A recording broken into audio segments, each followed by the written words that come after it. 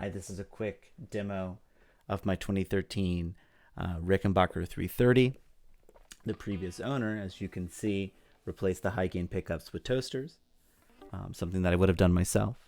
And I went ahead and I took the guitar to 30th Street Guitars in Manhattan to have them redo the wiring of the guitar, switching to a more vintage correct 1960s wiring, which has really made a huge difference in the tone of this guitar. The previous pots, which were around 330K, ended up being quite muddy and dark, hard to kind of square with the reputation of the Rickenbacker, which is known for very bright, percussive, jangly sounds. Now with the this new wiring, the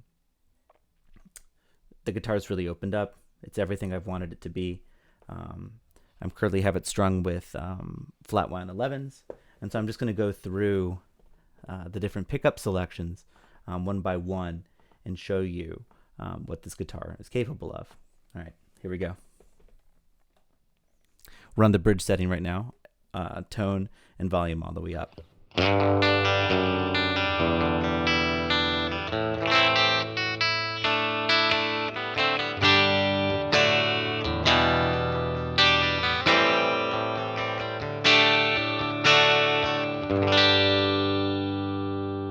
Now, one of the mods that 30th Street Guitars did was put on a switchable tone pot the ability to switch in essentially another capacitor that kind of rolls off a lot of the bottom end. This was very common in many Rickenbackers in the 1960s.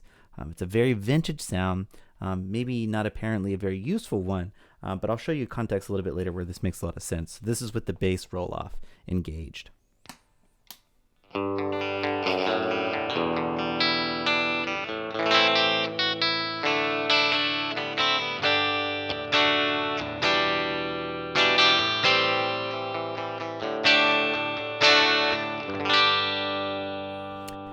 Might be a little subtle to hear, so I'll just switch back and forth real quick.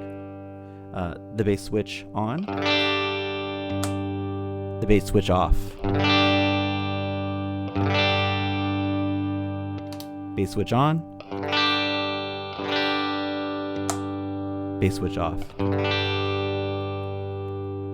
Now, it might not be immediately obvious where getting rid of all the low end, especially on the treble pickup, makes a lot of sense, but where it really shines is in the kind of in-between sound. So if I switch to the middle pickup position, so I have both the neck and bridge pickups engaged, you have a kind of clucky in-between sound. Everything here is full up.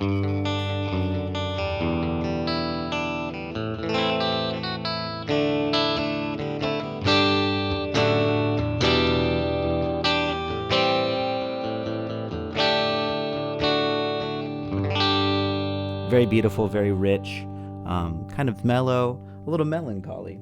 Now I'm going to engage the bass cut, and I think you'll begin to hear a little bit more of that kind of classic Rickenbacker sound come alive.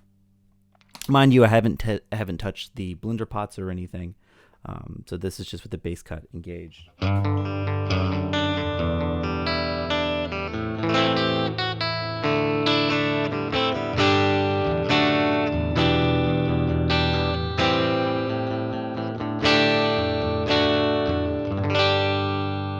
Might be subtle, so I'll go back and forth real quick, just strumming a G chord. This is with the bass cut on, bass cut off, bass cut on, bass cut off. Now it's subtle. Some people on the forums have described it as a somewhat out of phase sound. It's not quite the kind of Peter Green, kind of clucky tone that perhaps we normally associate with out of phase, but where the kind of bass cut really comes alive, I think, is when you begin to mess with the volumes of the respective pickups. And on Rickenbackers, mysteriously, you can do this in one of two ways. The first would be just like on a Les Paul, you have, two volumes and two tones, and you can adjust each respectively.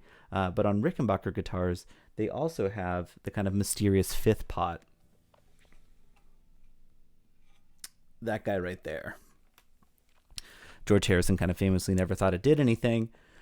But what it effectively is another volume control, principally for the neck pickup, that allows you to get the proper balance between the neck and bridge pickups when you're in a middle position. And what's interesting about this 1960s wiring is that the volume pot for the main neck pickup is a 250K, but for the blender pot, it's a 500K. So rolling out the volume on either one kind of gets subtly different tones. It may be difficult to hear, especially with clean sounds, but if you add a little bit of dirt, you can certainly hear it. I'm going to mess around with the blender pot and kind of get to the point where I think it sounds good to my ears. And then I'll adjust the volume on the neck pickup and see if we can get slightly different sounds as well. Okay, let's try it. This is with the bass cut off, by the way. I'll try to mark it on the video so it's clear what I'm doing.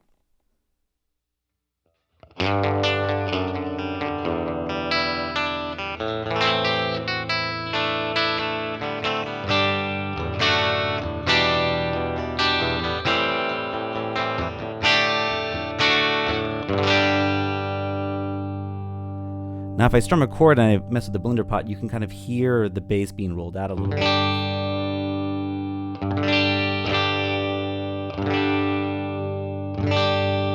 Kind of hear that low end kind of woofy quality come in.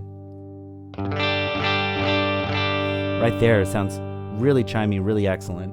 I'm going to engage the bass roll off and see if we can make it even more chimier. Yeah, it sounds great. I mean, you hear something like that, you think of something like... I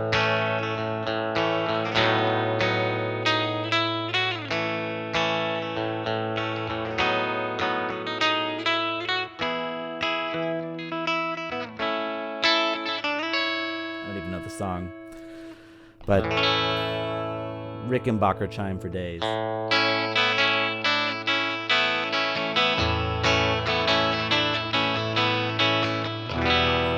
This is not even a 12 string, this is just a regular 6. And even with flat wounds, you get a lot of brightness, but not too ice picky. There's a lot of presence, with some of the mud taken out with the 60s wiring. Now, because you can do it with the blender pot or the volume knob, and they have slightly different values, you can get somewhat different tones. It may be a little subtle. Let's see if we can hear a difference. I'm going to roll off the volume of the neck pickup and get a slightly different tone. I'm going to turn the bass roll off. So tone the volume all the way up, start rolling it back. Very similar, maybe a little bitier. I like this a lot too.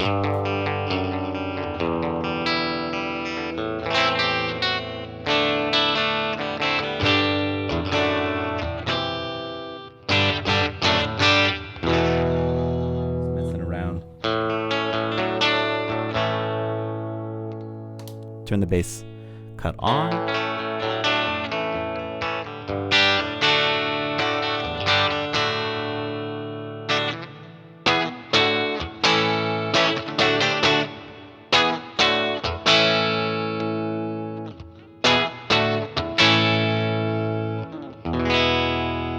Finally, let's go to the neck pickup. Turn this all the way on. The neck pickup on these guitars, maybe not super famous, but I'm really blown away, especially with the Toasters, just how kind of beautiful and articulate, especially when it's clean.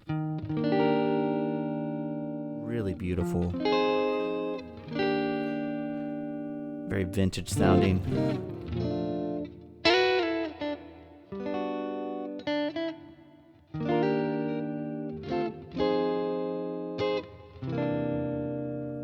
You roll the tone off a little bit. Instant jazz.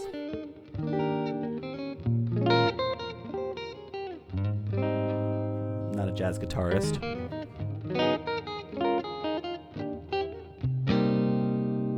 You can tell.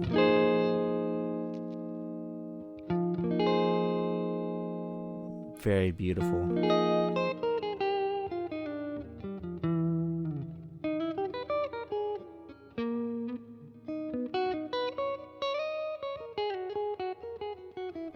Something interesting about this new wiring, since putting in these different pots, the bridge and neck, which used to be somewhat out of balance, are now kind of closer in volume too.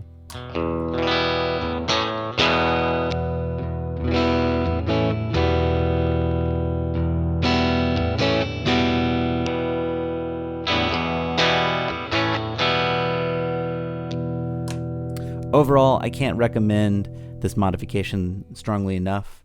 I got the specifications via GeminiPickups.com. It linked to another website, I believe, called Anatomy of Tone, where the guy detailed his particular tone quest to get his particular, I think it's a Rickenbacker 360 Fire Glow, into kind of more period correct Beatles, Birds kind of tone. Mark's the guy at 30th Street Guitars who does this. He really knows his stuff. Anytime you want to get your Rickenbacker work done, it's a little bit of fingers crossed, because they are a little arcane, a little outmoded in many ways.